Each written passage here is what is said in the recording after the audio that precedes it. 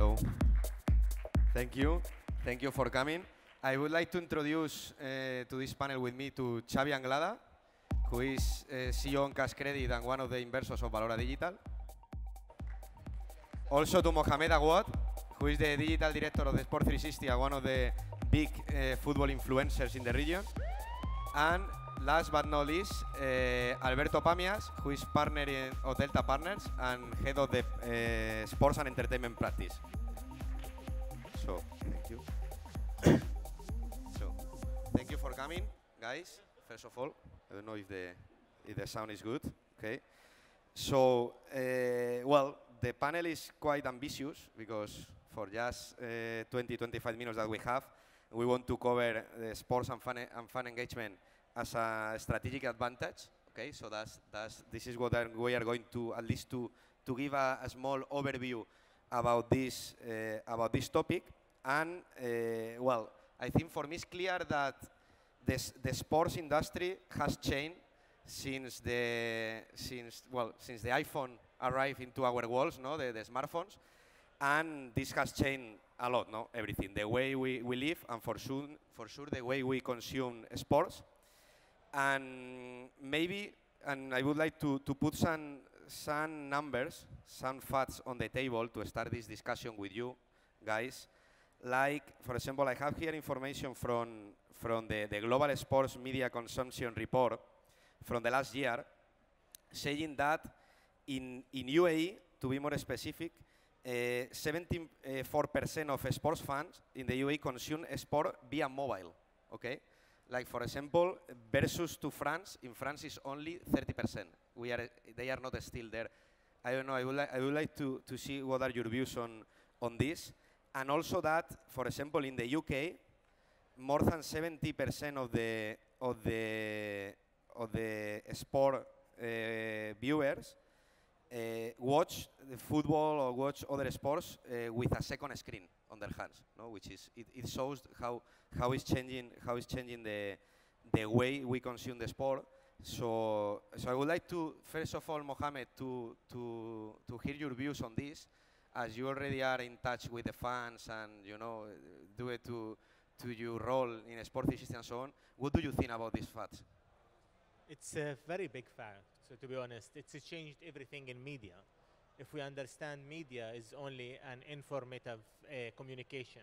So you give information to people via the means available. So during the history, media changed due different inventions. And for example, the writing invention, then the internet, the TV, the radio, all of things. And now we have this smartphone inventions, which changed everything suddenly.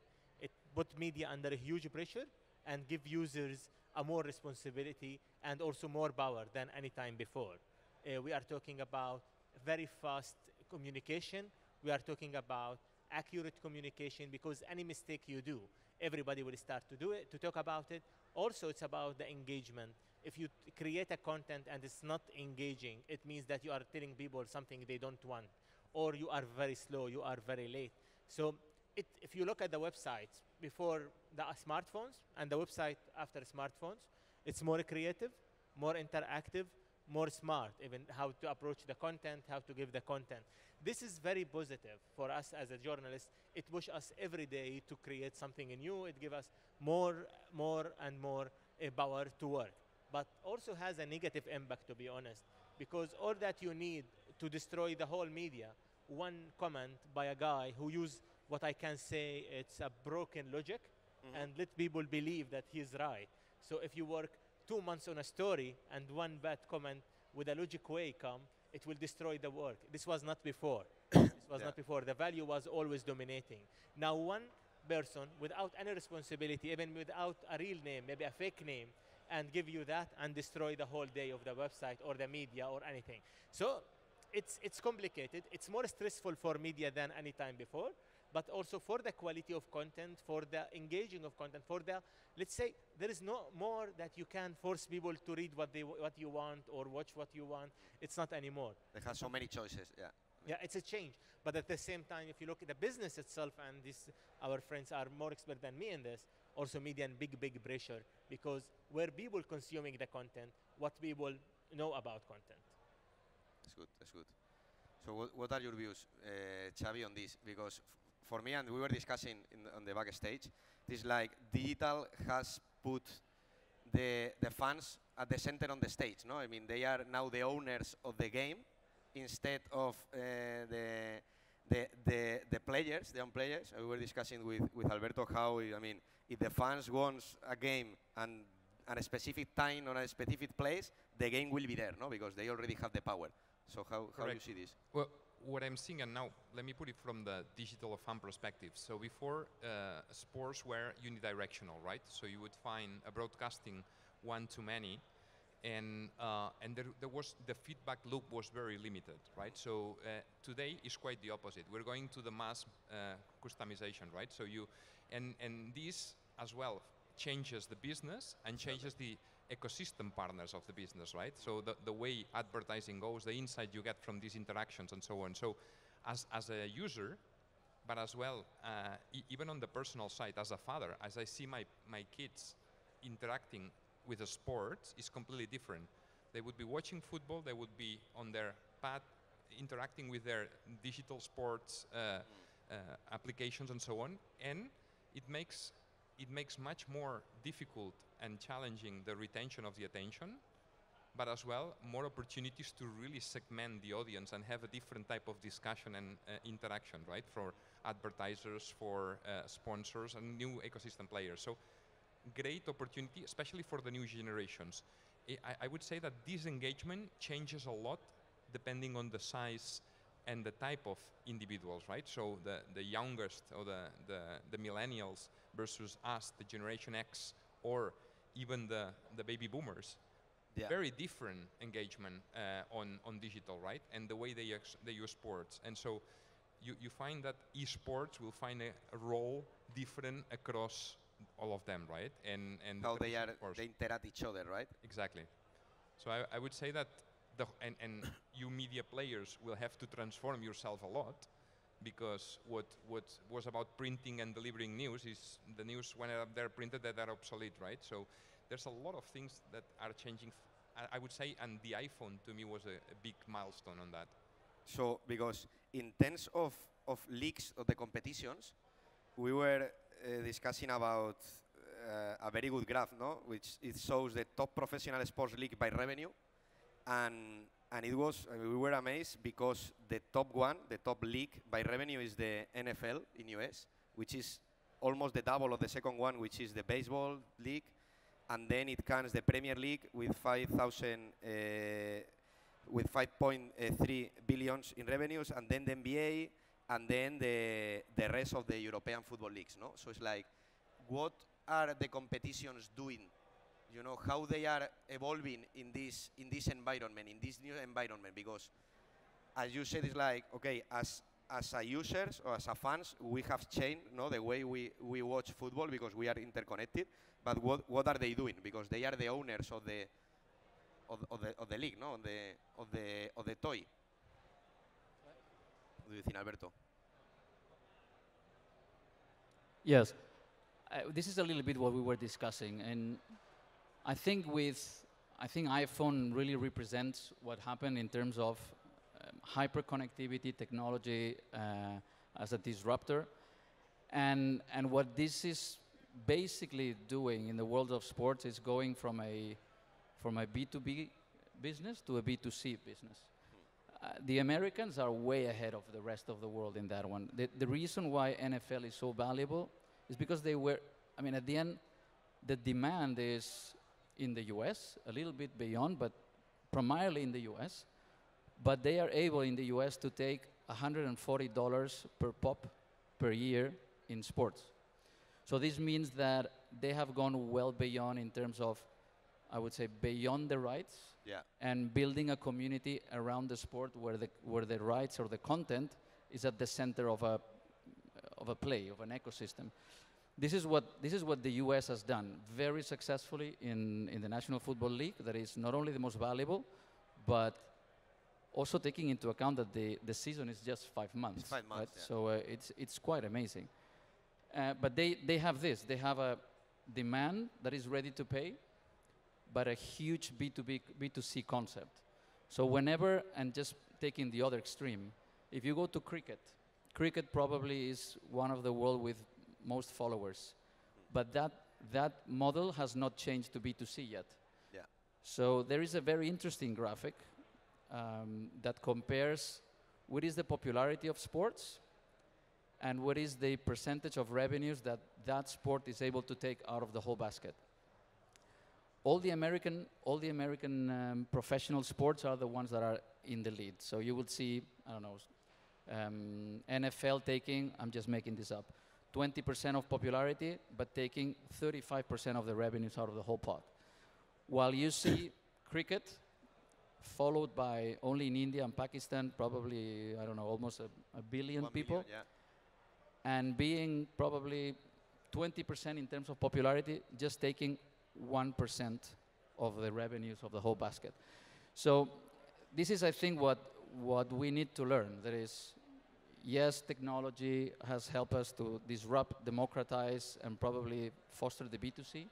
And now we need to understand what the Americans did. And we need to just take those opportunities to bridge.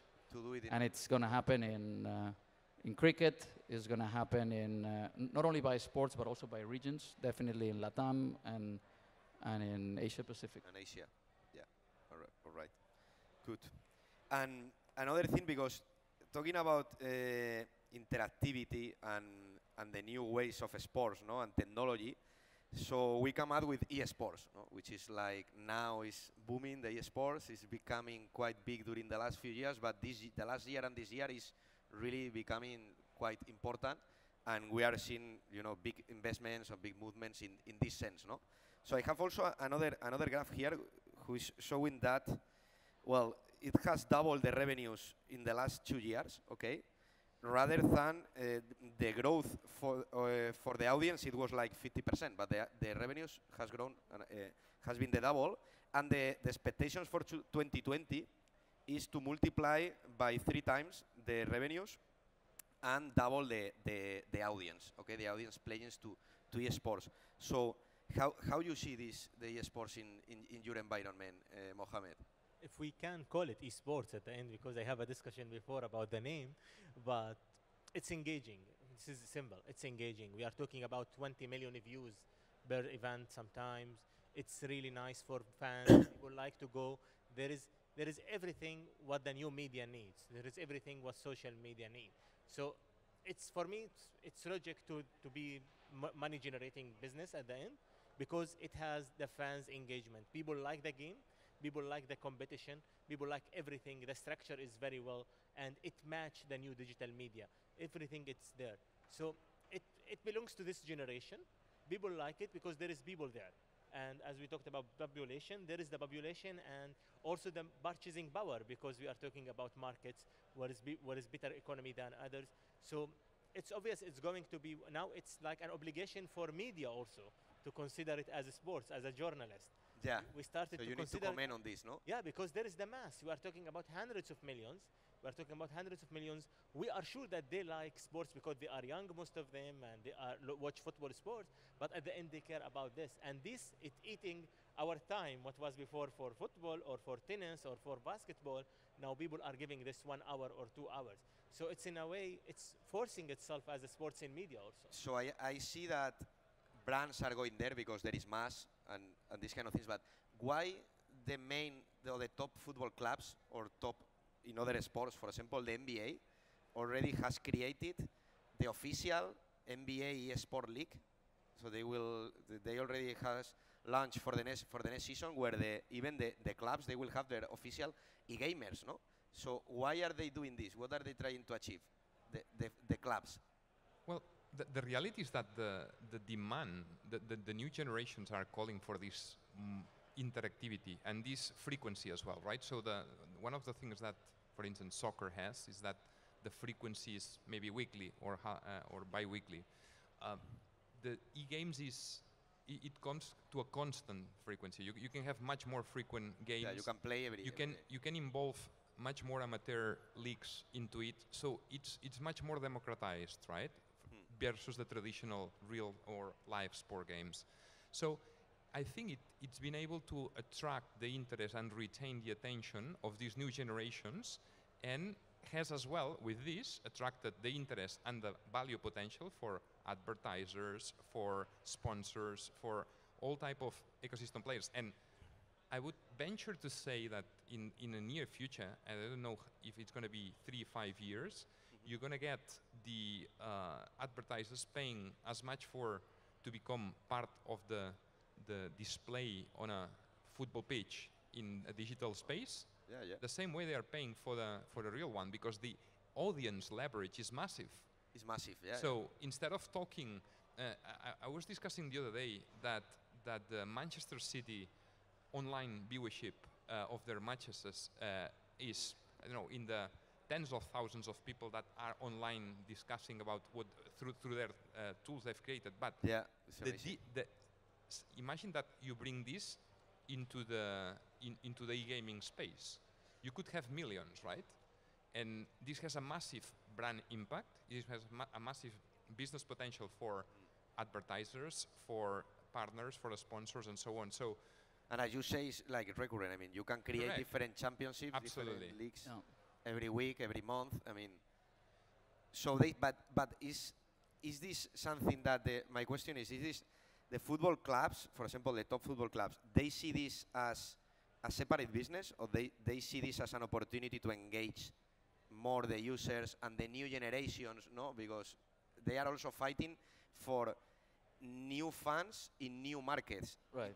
In the past, it was more, okay, you support the team of your city or the best team in the country or whatever, but now they want to go to get fans beyond their borders, no? The typical football countries. I think it's building on the same point. We said that it is a sort of a democratization. Democratization is access to everyone. Access to everyone means mass. Masses means you need to build a community.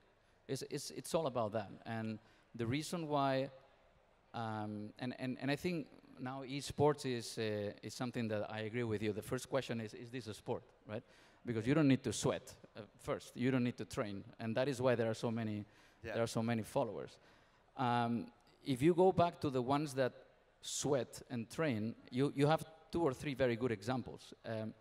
You have communities that were built around athletics, like Endomondo, Runtastic. I'm sure you all know them. Those experiences create a community around the sport that all the members of the community are engaged. Definitely, I mean, if you are a runner, probably that is the moment to engage, because when you're running a marathon, you're not chatting, but that is the moment to share things, etc. And all these 2 at least, they sold the company, and the big brands acquired the company with a multiple close to between 8 to 10. So equity in the launch and market value when they sold it. So now let's imagine, and this is the community of runners. And at the community of runners, I don't know, let's raise the hand of whoever is a runner here, but probably, fine, 20%.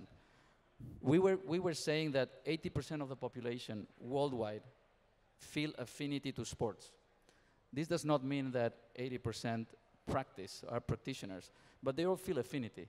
So if you take the concept of Runtastic and Endomondo, and you try to do, okay, which is the kind of sports, let's call it e-sport, when you don't sweat, you don't train, and you try to build that community, you can just imagine the multiplier that you can get. So this is what they're doing. And then at the end is the big football clubs, they want to be there. This is just building and perpetuating that community. Hence the multiple. That's my clear view. Yeah. What do you think, Mohammed? Yeah, I agree. I think that also some clubs started to be in esports in a way. Some dedicated fantasy, if we look at it, like Fantasy Real Madrid, Fantasy Barcelona, they are starting to play this game. They started to test it in a way. Even some players started to test it. We saw something for Cristiano Ronaldo, something for Gerard Piqué is running a company for gaming. So these people started to know that this business have the same audience. This business have the same people, have the same passionate the people. same target people. So they started to test the business from now, because already they didn't hit the max of their current business, what they have. Alberto said that they still need to convert all of their fans to be a B2C model.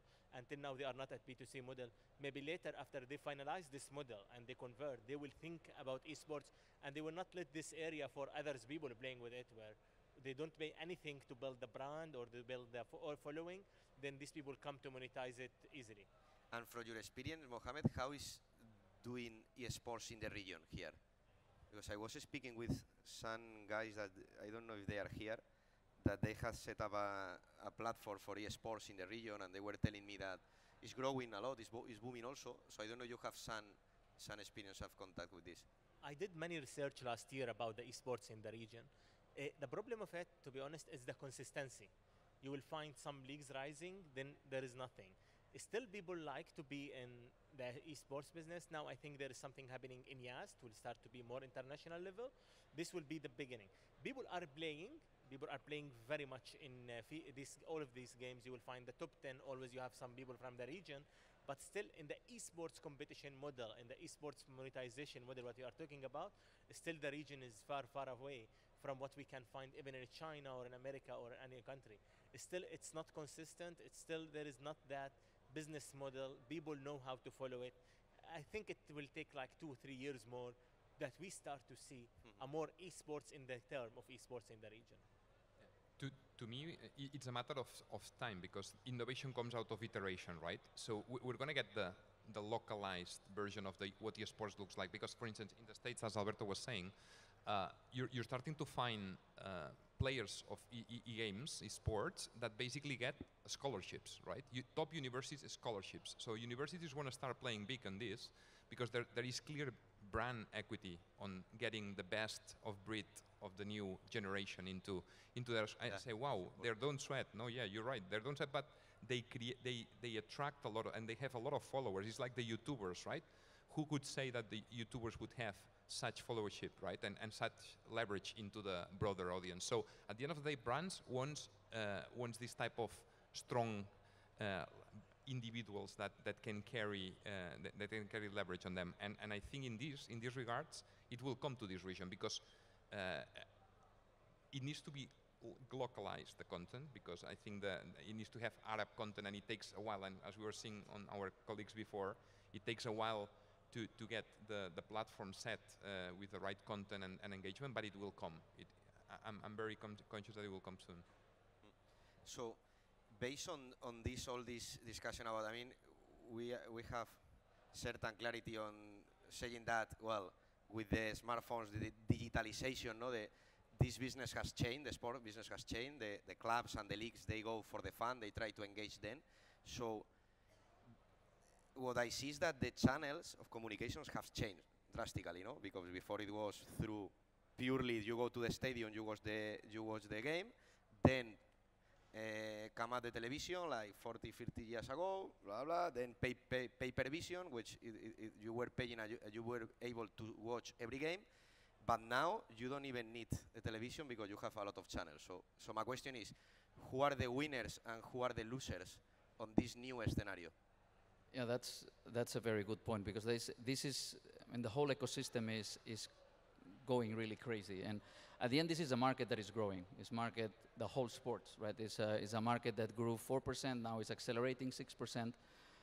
So everybody should be a happy camper in a market that grows at 6%. But when you take the first skin and understand which are the money flows, more or less everybody wins, except probably now the broadcasters. Broadcasters are now between a rock and a hard place. Broadcasters used to pay hefty amounts of money, assuming that they would get pay-per-view and then also advertisers. Yeah, advertisers.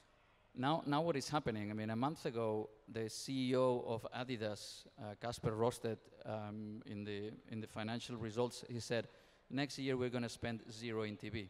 So you imagine the broadcaster being cut, the sources of revenue coming from advertisers. And now let's see fans. Fans are not paying per view anymore, just going to those platforms like the ones that are now buying the streaming rights, like Amazon, that yesterday paid 5 times more than Twitter for NFL. So broadcasters are not going to get any source of revenue. So what they're doing is going crazy to buy those rights, with a huge amount of money, blocking for 10 years. So what they're trying to do is, as a broadcaster, I have no future. Let me be the owner of the content. And but then this means